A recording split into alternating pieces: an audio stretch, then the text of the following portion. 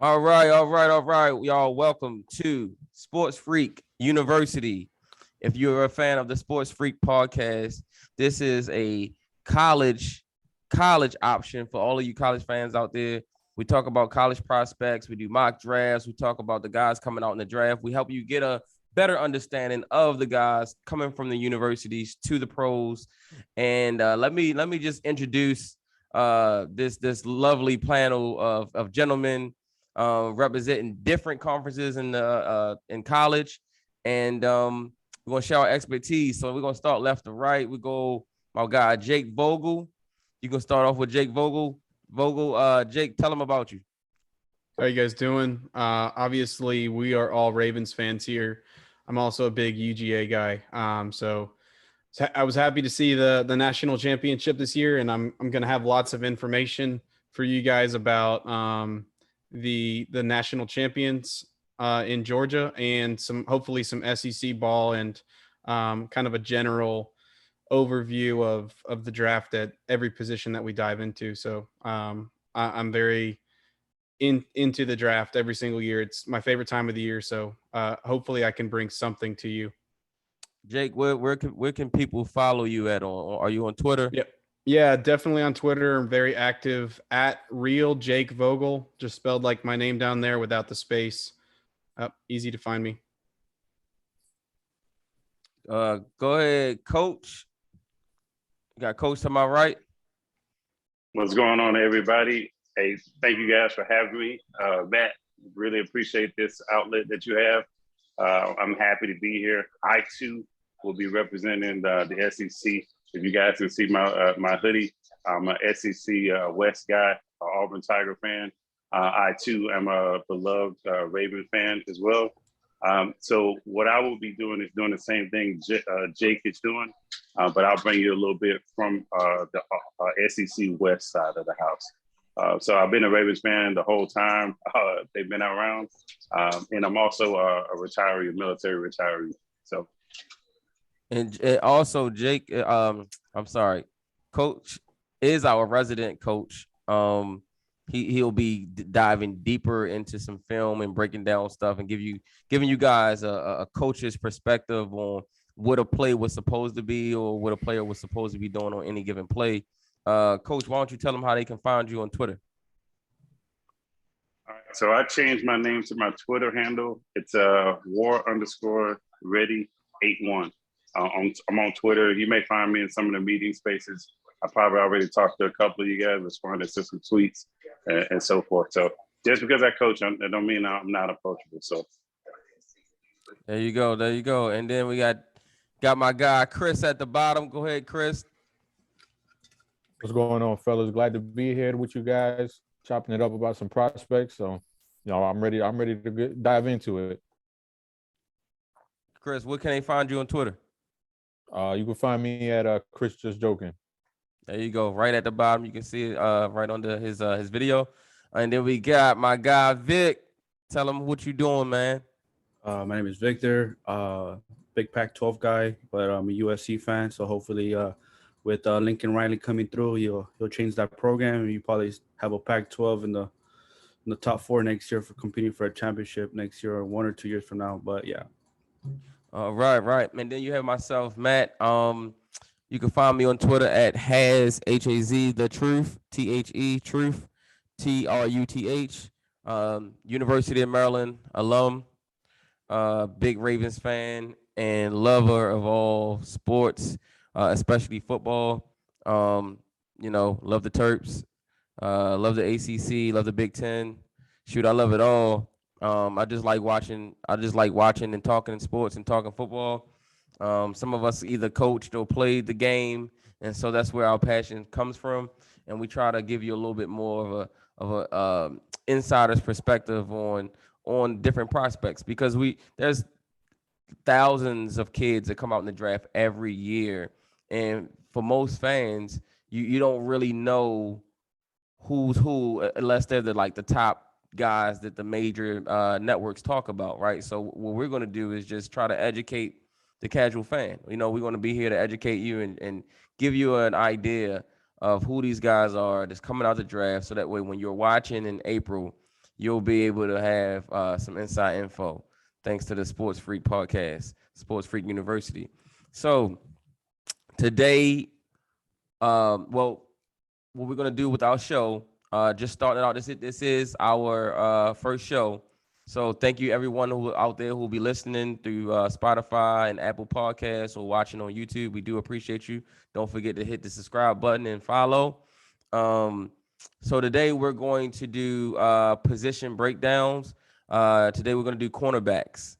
So we're going to do cornerbacks in the draft. We're going to do our top 5 corners. Each of us have our own top 5. You may hear some similarities in these, but we all have our own different opinions, and we're going to talk about the guys we love in this draft, and then we'll break them down for you. Let's start with Jake. Jake, SEC guy, Georgia Dog. Since you're the national champ, and you're holding the title over there, I think we should start the show off with you. Go down on your list of your top 5 guys, and then you can break them down one by one.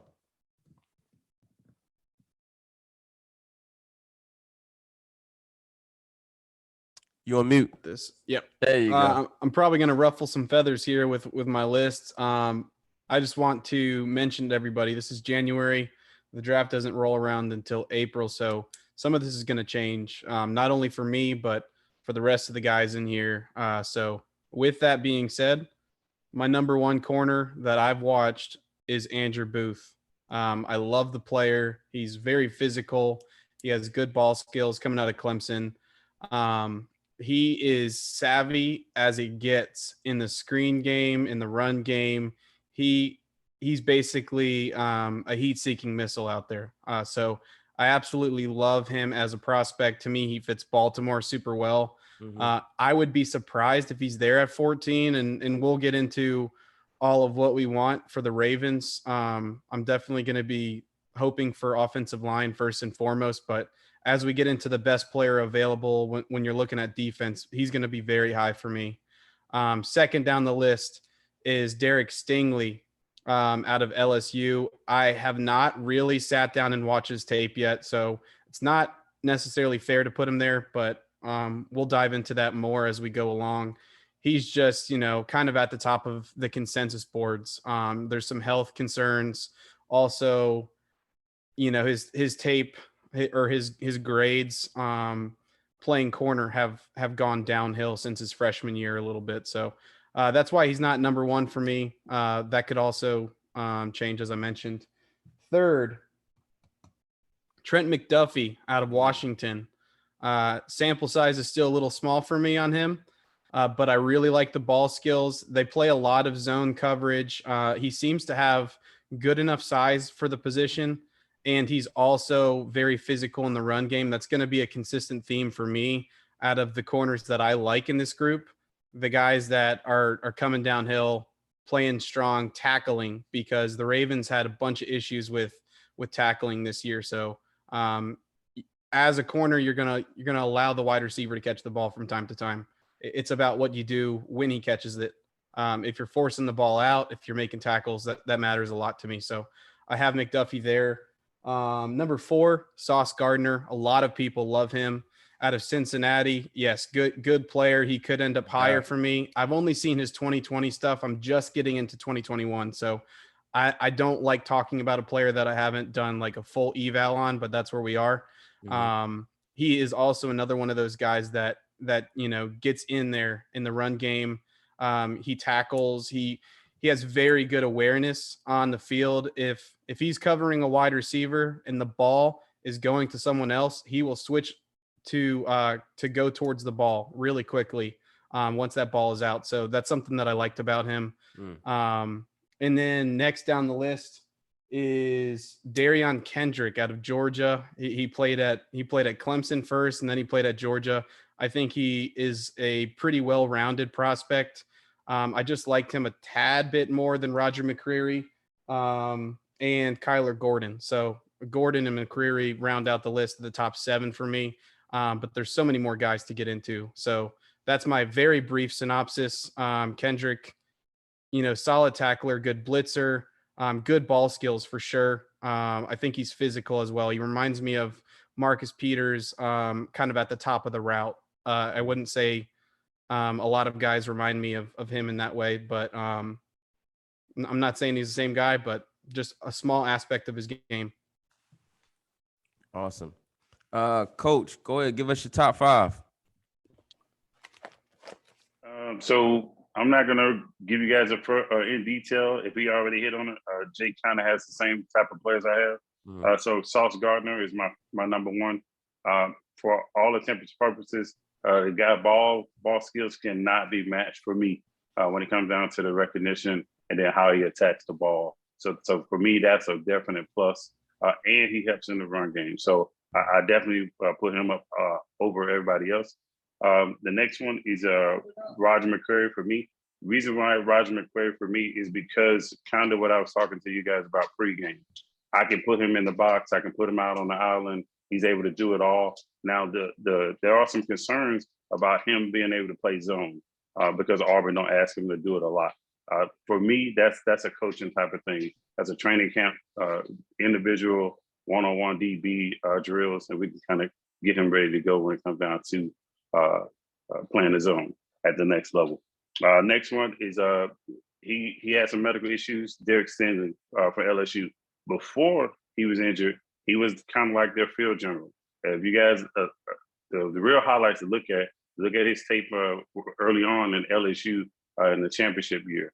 You kind of see how he fit the mold. He was helping out. I know he's kind of overshadowed by Fulton and all those other guys, but he kind of kept. He was a young guy, but he helped out when it comes down to playing on those third receivers, typically in the Alabama game. Next one is I have Booth out of Clemson. He's, for me, he is everything you ask a cornerback to be at the next level. The thing of it is, I think because of where he plays, he's not going to get that recognition. And Clemson kind of had a down year. I just think that people don't look at them as a kind of like a defensive team any longer. Now that may change as the season, as the draft comes up. Because like I said, like Jake said, this is early on. This in January. Once he's able to show what he's able to do, because I think his change of direction is for me, underrated. I think that's one of the things that you don't look at when it comes down to cornerbacks. But having that quick change of direction is definitely going to be a plus. And then the last one, this pains me as a Ravens fan because of the last name, Elam, Kaiir Elam. I had to give it up to him. Here's the reason why. I looked at the film. I tried not to put him in my overall 5. Yeah. But the way he fight through the hands, it's exceptional because now I don't have to teach him that. And as you guys see, that's the last thing that cornerbacks don't do when it comes down. They can be in position, they can jump with a receiver, they can press him and all that good stuff, but they forget to fight through the hands. And with Elam, he's kind of like that pit bull. He wants to fight through the hands. The other thing is I thought he was kind of a little bit shorter, but he's listed at 6'2", 192. So that's the other thing that turned me on because I was looking at, I don't know if Matt Elam is his cousin or his brother or whatever. I think it's his uncle. uncle. His uncle, okay. Yeah. So his uncle was registered at 5'10". So if he's close to that 6'2", that's another reason why I had to put him in this particular spot.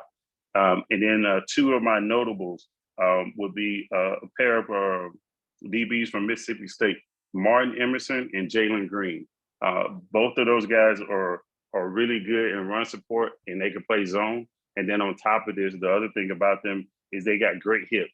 The thing that people don't realize is like, if I don't have to get your hips ready to go to play, and your hips are already fluid enough to be able to change the direction and stick onto receivers, that is a plus. That for me as a defensive coordinator, I don't have to train your hips to do that. So you come out of the bag ready to go. So those guys I look for them to move up in the draft, especially because they play good in the run support. So.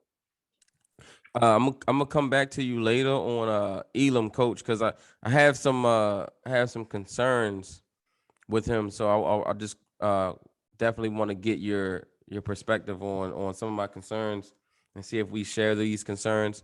But go ahead, Chris, give us your top 5 cornerbacks in the draft. Who do you have? All right, so my first one that I have is Derek Stingley. We all know the tremendous freshman year that he had. It's been a little bit down since then. He came back last year, got hurt, came back this year again, had to get foot surgery. But I think he's probably the most gifted as far as physical traits is concerned out of all the cornerbacks. He's a guy that he plays the ball really, really well when it's in the air, and he's a guy that he trusts his athleticism, and that's something difficult that you see when it comes to certain cornerbacks. Like we know that when it comes to, like, for example, Marlon Humphrey, we see him when his back is turned to the quarterback, he's just panicking at that point, and he gets real grabby, and he's not too sure where the ball is. Derek Stingley, he's not like that. Derek Stingley has incredible anticipation. He seems like he knows when to turn around and attack the ball, and just the physical skill set is just tremendous. It's like, you want a good athlete, but you also want a football player, and I think Derek Stingley is a football player too, but he's also a tremendous athlete. And his spark numbers coming out of high school were insane. I think he ran like a 4.34 coming out of high school. So, a high schooler running that is just out of this world. Obviously the injury concerns are there too, but I don't have medical information, none of us do, but I'm just gonna go straight on the field, and I'm gonna have him as my number one. My number two is probably one of my favorite players in the draft, Andrew Booth Jr., a guy that, he's been mentioned before by Jake and Coach. I love his attitude. He's a straight dog. Like, when you say a dog, he's a dog. Like that, he's gonna help in the run game. He kind of brings that energy to the defense. And you need guys like that. And it's not just energy, but he can also cover. He can also play the ball. He has tremendous ball skills too. And that's something that the Ravens, we all know, are lacking, is somebody who can be that impact guy and get those turnovers. So yes, I won't go too long with him because he's already been mentioned. My number three guy is Roger McCreary. Roger McCreary, I see a lot of similarities between he and Tre'Davious White when Tre'Davious White was coming out of LSU. A lot of the things that were said about Tre'Davious White were, he didn't have enough length. He wasn't as fast. And I kind of see those same things, but when I look at Roger McCreary, he has that same short area quickness and those mirroring skills when it comes to just staying on the wide receiver. And like I said it a couple weeks ago on Twitter, him versus Alabama is probably my favorite tape that I've watched of a cornerback this year, because he was just battling his ass off all game long. He was switching between John Mechie and switching between Jameson Williams before he got kicked out of the game, and he was going tit for tat with them. And he got beat at the end of the game. I think it was like quadruple overtime or something like that. But he was cramping too during the game. But for him to battle the way he did, like, I fell in love with him. My fourth guy is Sauce Gardner. And, this goes to what Jake said earlier. I've only had 2020 film to watch on Sauce Gardner. So I feel a little, it's not fair for me to put him here because I haven't watched the 2021, but, we made this list going by just what we had. So this is just going off of his sophomore film. So he's my fourth guy. And what I like with Sauce is you can't teach that length. And his length is ridiculous. Like, he doesn't have the feet that Andrew Booth has or Roger McCreary or Derek Stingley. He doesn't have those smooth feet. But what he does have is that length. And that length can erase a lot of stuff.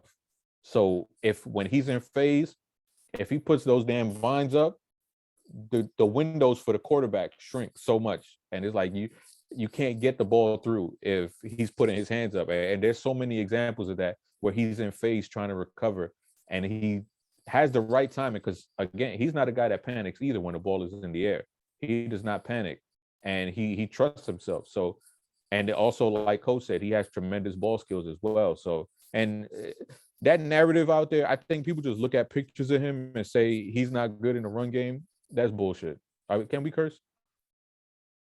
All right, cool. Yeah, that's bullshit. Like, he's a skinny dude, he's slim, but that doesn't mean that you can't tackle. Like, he gets busy in the run game. So Sauce is my number 4 guy. And I got to copy Coach. My number 5 guy is Kaiir Elam. Kaiir Elam, now, I love his mirroring skills. He's 6'2", but his feet they don't move like a dude that's 6'2". Right. They move like a guy that's like 5'10", 5'11". And I was really surprised to see a dude that's that big at 6'2" be able to move and mirror and play man the way he does. I didn't like, I like my cornerbacks to be dogs, in the run game and just helping out when it comes to tackling. And he was not that. But just as a, man-to-man cover guy, I like what he had to offer as far as his length and the way he moves. Yeah. Again, on the Elam thing, I'm gonna get back. I'm gonna get to that. I'm gonna get to that later. But Vic, go ahead. Give us your top 5. I know we can expect to have a lot of Pac-12 guys in this list. So I've been waiting for this one. Yeah, so I know we talk about Gardner and Stingley, McCary, but to me, like I'll keep it real short. I know Chris, Jacob, and Coach mentioned a lot. They'll touch on everybody, but I'll keep it with the pack. Trek McDuffie is my number 1. I think you have to start looking. I know Washington and the Pac-12 is not getting a lot of attention just because it's the Pac-12. A lot of SEC players, and salute to them. They're all dogs, but I think Trent McDuffie just, he's 5'11", man. He can play. He plays zone. He can play one-on-one. He only gave up 16 catches all season, so that's one thing that I look out for him. His size is not something that he can man up and just shut down the corner. And I'll keep it real distance. And then, my second one is Kyle Gordon.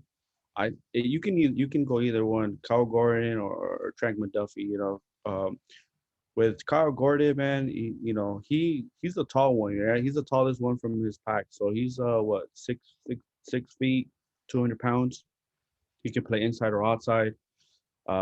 So he can play. He's good in man coverage and in zone, and he can also play heavy nickel and dime. So I really like Gordon. And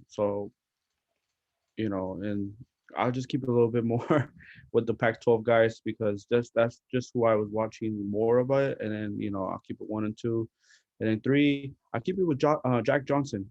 He's a very interesting player. He was heavy recruited coming off from Long Beach Poly, played with Antonio Pierce. Went to USC, got dismissed from USC. He had some rough situations. Went to JUCO, went back to and then went to Arizona State. Played with Antonio Pierce out there, defensive coordinator. He might be one of the oldest from the group coming in at age of 24. But man, he's the dog, man. 5'10". He flashes excellent ball skills, threats to score with the ball. He can take it all the way. He's a competitor for toughness, man. I really love him. He doesn't shy away from any challenge. He'll get anybody from the 6'2", 6'3", then he's a dog, man. He'll be attending the East and West Shrine game. So hopefully his stock, and he did get invited to the NFL Combine as well. So I'm really excited for him to come out. Also, Mikael Wright. This guy, he's another short one, 5'11", 190. Play a lot of special teams out there. He had 46 tackles this year and 19 assist tackles. He forced some fumbles and 1 interception. He's good in the opposite side. He's a very good. He can climb the ladder, disrupt the catch, and deep fades into the end zone. I know a lot of people are gonna look at the Ohio State. He did go against Chris Oliva, and it was a one-on-one matchup on him and him. So, yeah, that's it for me. Okay. Yeah, man. I mean, first of all, let's just give a round of applause to Vic with that gem on Jack Johnson. See, this is why you tune into this podcast, because you're gonna get information and inside information on guys, not just your high profile guys, but guys that you may now watch how many people go run to YouTube and look up Jack Johnson because of that gem Victor just dropped. So this is why this podcast is important, because go ahead, Chris. It's Jack Jones. Oh yeah. Jack Jones. I'm sorry. Yeah, make sure we get that right so Jack Jones can get his credit. He's like a little mini Marcus Peters. Peters. Yeah. Jack Jones from Arizona State, correct? Arizona State. Arizona State. Yep. He got I watched his last game versus Arizona, and he took a pick 6 all the way to the house, got the football, and threw it to the stands. And I was like, man, yeah, that's like some Marcus Peters, but he didn't. He got flagged for it, but he came a long way, man. He was a heavy recruit coming from Long Beach Poly. He played with Antonio Pierce. That was his head coach. Now Antonio Pierce is in Arizona State being the defensive coordinator. So, he's a guy to look out for. The oldest from the pack, though. So hopefully the combine helps him. There you go. There you go. Jay Jones, if you ever watching this, man, Vic's he putting you on the map, man. He putting you on the map. So, I'm gonna be real quick with my guys, man. So number one to me is Sauce Gardner for all the reasons you guys mentioned: the length, the size, the experience, and just, I mean, the kid hadn't given up a touchdown, and he didn't give up a touchdown his entire career. So, I mean, you really can't. I mean, how do you argue with that, right? Like, I mean, you know how hard that is in college to not give up a touchdown when they throw in the ball 80% of the time. I mean, that's just very difficult to do. And I was very intrigued to see what he was going to look like against Alabama because, obviously you're taking a step up in competition. I really wanted to see how he was going to do, and he more than held his own. His team didn't win the game, but he was solid in that game. So I'll go number one, Sauce Gardner. Number two, Derek Stingley. Now, later on, when you watch our mocks, Derek Stingley is a guy I actually have falling a little bit out of where most people haven't projected, just because of the things that the other guys stated, the injury, right? And he really hadn't been the same since that injury, which was his freshman year, right? His freshman year, he was like lights out. The kid would have been a top 5 pick had he come out that year. But since then, it's been a little bit of a struggle. So I'm just kind of intrigued to see how he tests at the combine and at his pro day, and that'll probably help him out a lot. But if you're drafting him, you're banking on that you're gonna get that kid from the freshman year, and hoping that you can get that. But injuries are a factor, and so that's why I have him at number 2. Number 3, this one will make Vic very, very happy. My man, Kyler Gordon, man. Kyler Gordon's number 3 for me. 6 feet. He has the size. Again, like Sauce, he has that length, but he's super physical. If you guys, as you watch this podcast and going forward, you'll see I like corners that are physical. I like corners that will come up and hit you and are willing participants in the run game. So Kyler Gordon is a guy I definitely really love, and I'm looking forward to even watching more of him and seeing how he does in the pre-draft process. Number 4 for me is going to be Andrew Booth. I don't even really need to get into it. Chris been driving the Andrew Booth fan bus for a while now, so he's the reason why I had to go back and watch more film and say, whoa, man, this Andrew Booth kid, it must be the real deal. He's got that size, physical. Again, another physical corner. If you notice in my list, it's a trend. Physical corners, big corners that like to hit, length, guys like that. I just love, man. Andrew Booth is a guy I love. And Andrew Booth makes this list for the same reason why Kaiir Elam does not make this list. And I told you, Coach, I was going, tell you, he just doesn't. But anyway, I'm going to number 4. Or was it number 4? Number 5 is going to be Roger McCreary. He's not as big as the other guys, but he is physical. Another guy who's a willing participant in the run game. He's very smooth. Very, very, very rarely gives up much separation to receivers. He's been battle tested. I got a stat for you: 76 targets. Out of 76 targets, he's only allowed 35 catches with 13 pass breakups. So, I mean, the kid is legit. I watched a tape. I think it was 2019 when he went against Jamar Chase, and he showed himself very well in that game. So, Roger McCreary is my 5th guy. So, Sauce Gardner, Derek Stingley, Kyler Gordon, Andrew Booth, and Roger McCreary is my top 5. So let's start breaking some of these guys down. Why don't we start with let's start with Sauce, right? Let's start right at the top. a guy that most fans know about. You don't even have to be a college football fan. I'm sure you've heard the name Sauce Gardner. With a name like Sauce, this podcast is all about Sauce, man. So let's start off with Sauce Gardner. I want to let Chris talk about Sauce. Would you just take a little deeper, a deeper dive into Sauce, and so that we can, prepare everybody for the 2022 draft. Yeah, so with Sauce, I think he's going to be one of those bigger boundary guys who you would want on a Mike Evans, a Higgins. You would want him on those kind of guys.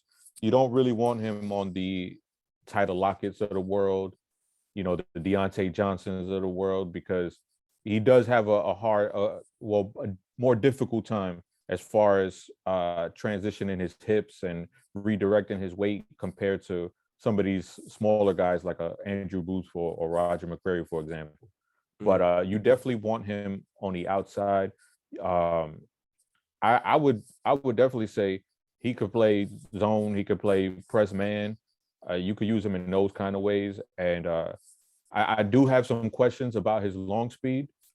We do know we've seen cornerbacks that don't run the fastest 40 time, but so long speed, it's not the end all be all, because look at Richard Sherman. Richard Sherman was not a fast cornerback.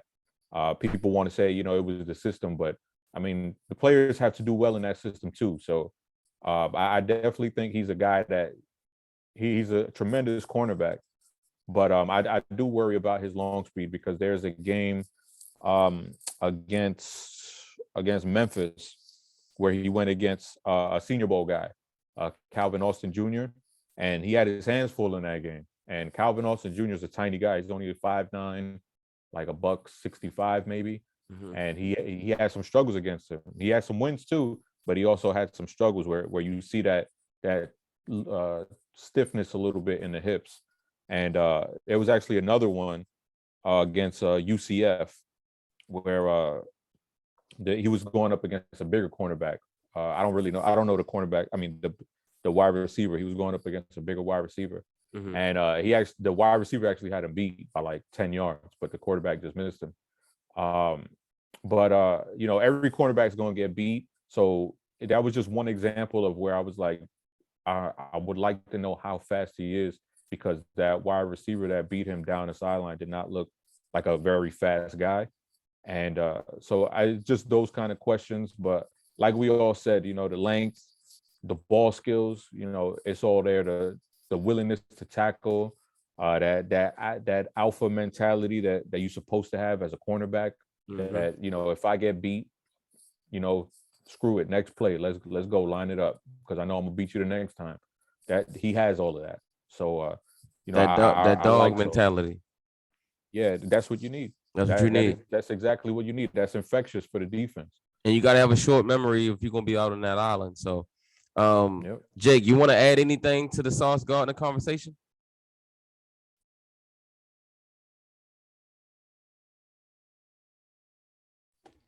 Yeah, I mean, I think Chris was spot on with everything he said. I've watched, I want to say at least 3 games of him, and everything is identical to what he said. He's going to be best covering a bigger wide receiver. I could see him, similar to a Jimmy Smith. I've mentioned that a couple times on Twitter. I think he could end up, later in his career covering tight ends in that way, but just like a boundary player, he's not going to be super successful against the smaller, shifty wide receivers. You don't want to put him against those guys because their change of direction skills are superior to what he has. To me, Sauce has a ton of confidence in himself. Sometimes I think he has too much, but that's what you want in a corner. That's what you want, right? Yeah, he has so much confidence in his abilities. He is not afraid, like Chris mentioned earlier. He's not afraid when he's not facing the quarterback. Like, he can have his back to the ball, and that's not an issue for him. He recovers super well because of that length. I like the player, but he's a little bit lower because of some of those issues. The long speed is definitely a question mark for me, and he can't cover every kind of receiver. It's hard for anybody to do that, right? But Gotcha. yeah. Hey, coach, who give me your favorite guy right now out of your list. Who's your favorite guy? Ask me that. So, I mean, no bias intended. It's going to be Sauce. Okay. No bias. But if you want to ask me about bias, it's Roger McCreary.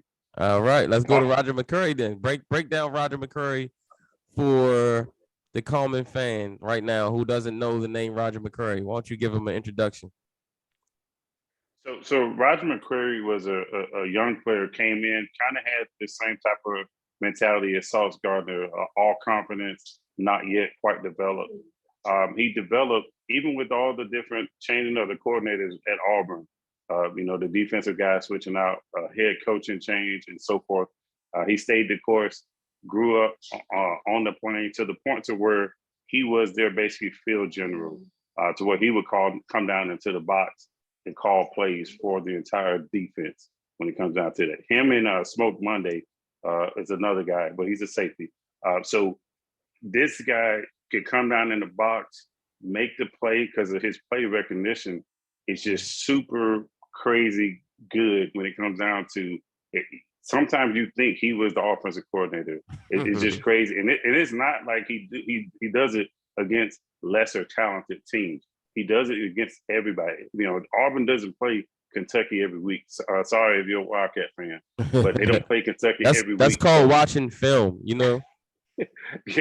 And the other thing I like is all that play recognition that he has, he makes it up even more with ball skills. The only thing is that he's not your 6'4" type of corner.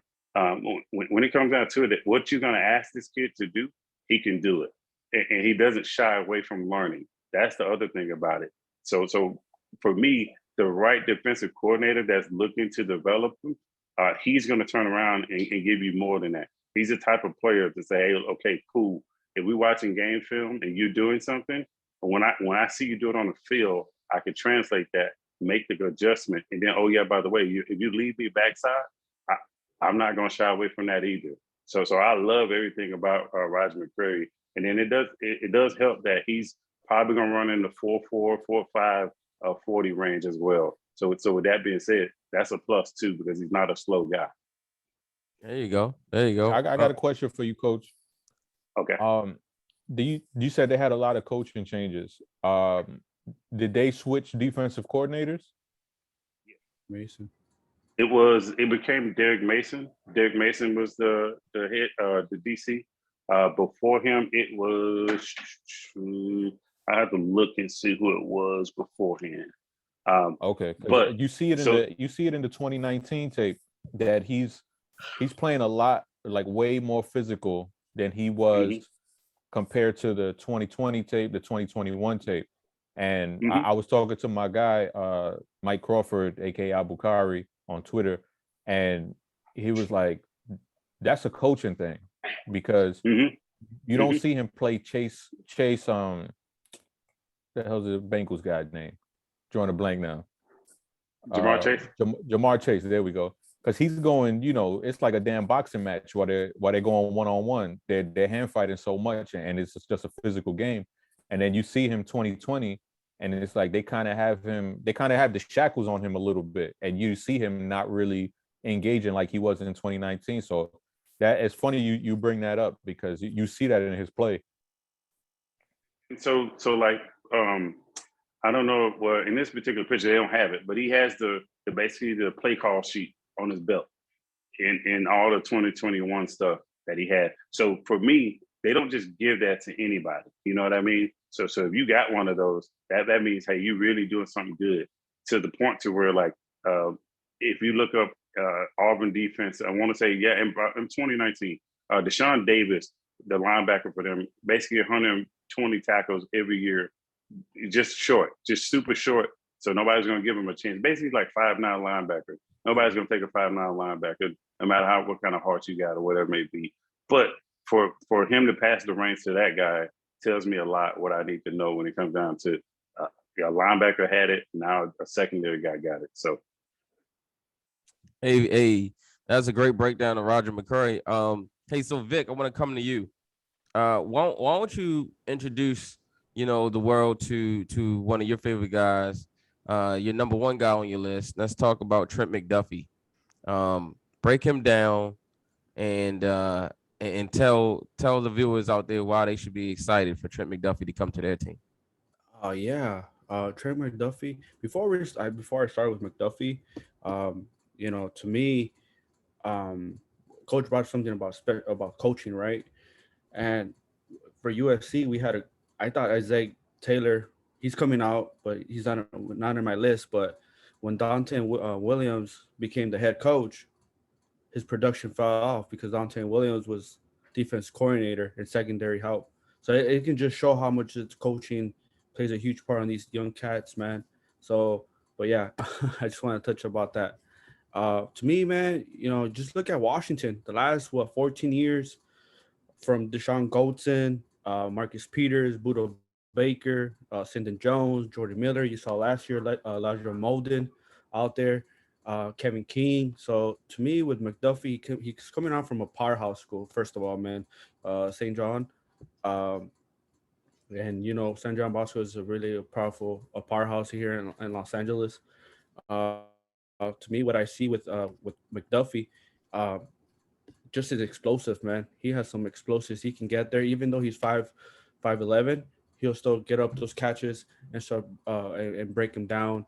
One thing about Kyle this year, he only gave up like 16 catches, like I mentioned earlier. He can play inside or outside, in cornerback in that position. And to me, what I want him to, he wasn't really tested this year a lot because that throughout his career. But one thing that I noticed about him, that he can come off the bat playing special teams. So he can play in the punt return, kickoff. And that's one of the attributes that I saw, that he can come in and play special teams right away. And special teams is always the third phase that we forget in football. Okay. Trent McDuffie, man, he is while he's not the biggest corner that we've talked about, he is scrappy and he's very, very competitive. I like that about him. Jake, you threw a surprise at us in your top 5. Why don't you talk about Derion Kendrick? Break him down. Tell the viewers why they should be excited about a corner like that coming out of Georgia. Sure. Yeah. Hold on here. National champ. That is, yeah, Derion national Kendrick. champ for sure. I think he progressed from his Clemson days into Georgia. In my opinion, he was a high recruit going into Clemson. Mm-hmm. And you just see him, involved anytime the ball is going, even to his side of the field. It doesn't even have to be his receiver. He's getting after it, and I think a lot of that has to be a coaching thing. The defensive coordinator, Dan Lanning at Georgia, who's now going to be the Oregon head coach, definitely had a big role in that. And Kirby Smart, as a defensive-minded guy, he gets those guys ready. So I think Kendrick, he's a pretty darn good player. He most likely won't go in the first round. I see him kind of as a second-round dude. Yeah, I mean, he makes plays in the screen game. Another TFL. He contests passes even against players that are bigger than him. And I think Kendrick has good size, but like he comes off, his player and contests balls that aren't even towards his own dude. I just have a lot of positives in my notes, not a lot of negative plays. And for every single player, if they are involved in the play or anything is noteworthy, I will put, that it's a positive play and describe it, or I'll put that it's, a negative. And Georgia, Florida, positive.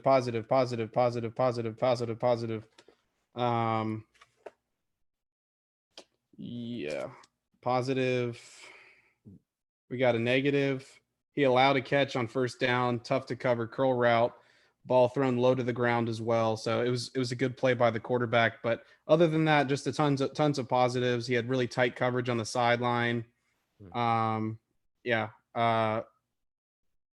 I don't really know what to say about the guy yet. I have 3 games done on him, some from Clemson and some from Georgia. But What I think round would you think he would, like, as of right now? What round do you think he may go? I think he's going to be second. If teams aren't as high on him as I am, then it'd maybe be like early 3rd round. But I like his game. He's pretty well balanced in my opinion. He's not going to be the fastest tester, but he's also not the slowest. Even out of the guys that we're talking about, I question a little bit, and maybe because 2020 there was some injury buzz about Roger McCreary. I question his athleticism a little bit. I think his back pedal is smooth, but his full-on speed, his change of direction, I sometimes see lacking in the Auburn tape. And I think Kendrick is a similar athlete, just maybe a notch better. Or we didn't see that same kind of injury-plagued year from him. So yeah, I kind of see him on day 2. Okay. And one more question before we move on. Is he outside corner? Could you see him as a slot? What does he project to the next level? I'd say he's outside Outside guy. Yeah, I see him as a CB2 Okay. at the next level. You could bring him into a loaded secondary and just use him as depth, and then develop him a little bit more. Okay. All right. Well, let's close out with the last one. Chris, let's talk about the man who has generated a lot of controversy around Baltimore. That's Kaiir Elam. Why don't you talk about Kaiir Elam? We can all pitch in on this one. This will be the last one for the show, and we're going to talk about Kaiir Elam, what we like, what we don't like about Kaiir Elam, and what do we project him at the next level.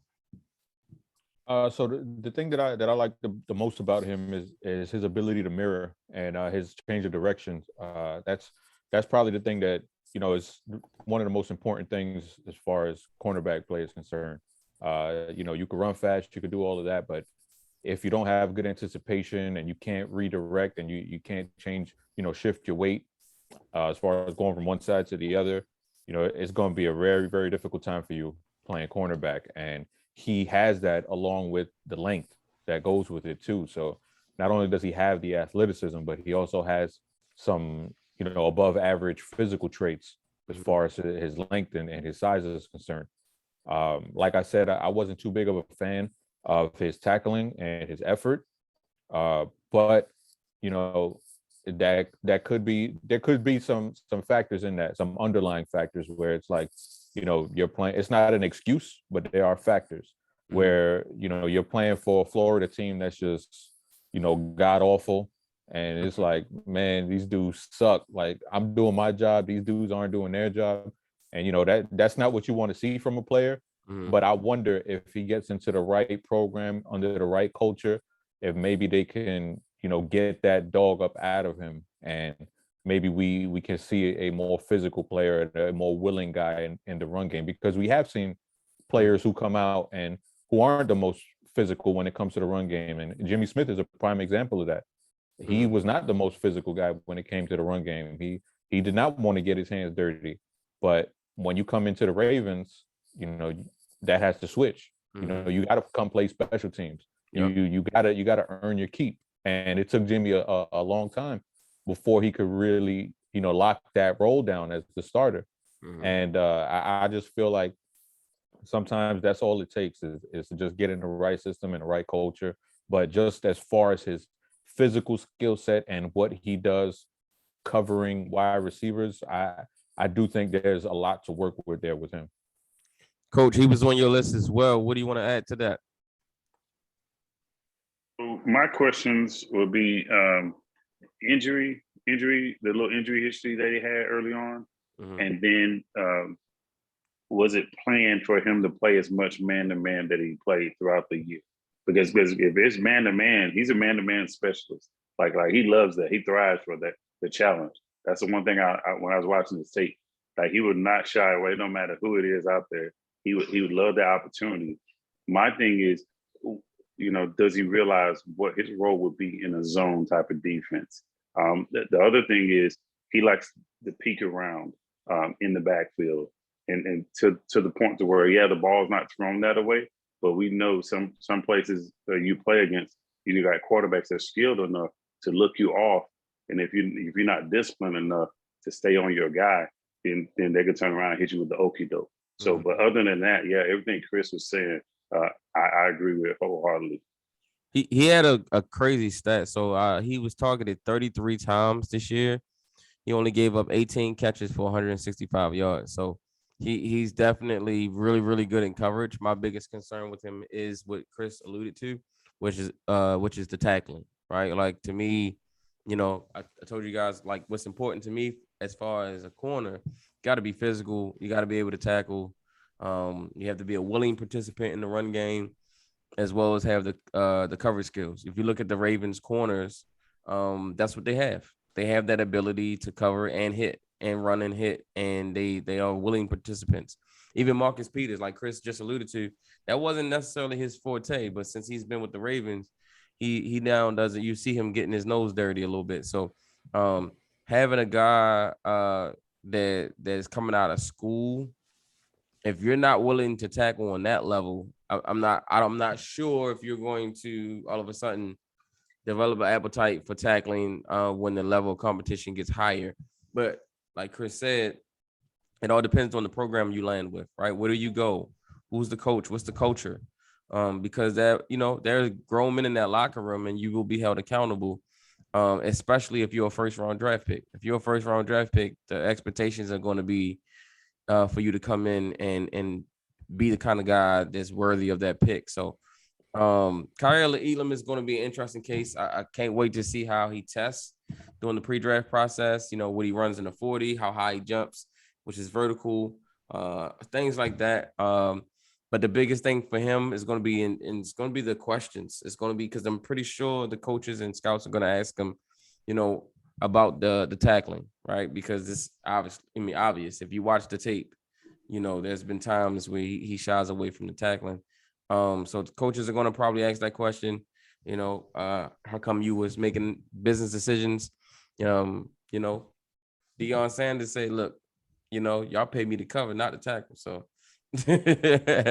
you know what I mean? That's what I get paid for. You know, you ain't paying me to, you know, throw out my shoulder trying to tackle a fullback, you know. So I respect that. But at the same time, you know, you got to be able to tackle, because that could be the difference between a 5-yard run and a 25-yard run. You know what I mean? If a running back or Deebo Samuel gets that edge, you're going to have to bring him down coming from that cornerback position. So it's going to be interesting, man. I can't wait to continue to break more guys down from the cornerback position next week. If you like the Hogs, if you like the men in the trenches, man, we're gonna do some breakdown on our favorite offensive linemen for the 2022 NFL draft. So you want to make sure you subscribe, turn on your notifications, because it's gonna be a great show.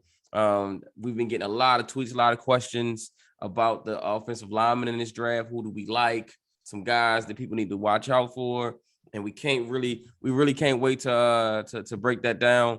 Jake, we might even bring Josh on for that episode as well, because he's a good friend of ours who I mean, he when it comes to offensive line, he knows it, man. So it'd be great to get his expertise in on this. But as we wrap up, we're gonna go around the room. You guys have anything you want to say? Yeah, man. Check me out on Twitter. Chris Just Joking. We just put out a new deep cover episode on Saturday, so check that out. Also, I do a little series on there called Prospect Watch, where I do some deep dives on certain positions. I'm not sure which position group I'm doing next, but it should be coming within the next couple of weeks. So just look out for that. Yes, sir. Jake? Yep. Feel free to reach out on Twitter. I am very active, happy to discuss anything football at Real Jake Vogel. We do lots of Twitter spaces, very frequently. I'll be on there. Matt's on there all the time. Chris hops on. So we'll talk about NFL draft. We'll talk about just the Ravens. We'll talk about college football in general, anything that you can think of. And you get a lot of good perspectives, some people that are, over here and other people that are completely on the other end of the spectrum, regarding a player, coaching, you name it. So definitely hit me up on there. All right, Vic. Yeah. So, and yeah, anything Pac-12, I usually throw out little names, people, find the little gems from small schools from the Mountain West and anything like that right now. So I'm just trying to just give a shout out to these little small school players and to give them so much love. All right, yeah, and like I said, you guys can reach me on Twitter has the truth. We got another podcast, Sports Freak podcast. This is Sports Freak University, so we have the Sports Freak podcast. You can check us out on YouTube and Spotify and Apple and all of that. Me, Gina, shout out to Gina, Javon, Isaiah. Shout out to my boy Isaiah. He just had his baby last night, a little baby girl. They just had a baby last night, so shout out to them. And my boy Ennis, our resident Miami Dolphins fan. So if you want to, you like NFL news and conversation, definitely check that podcast out. But yeah, y'all, until next week, man, we appreciate you guys. Like I said, again, make sure you subscribe, make sure you turn those notifications on because we're going to be coming with the content early and often. So until next week, we out. Peace.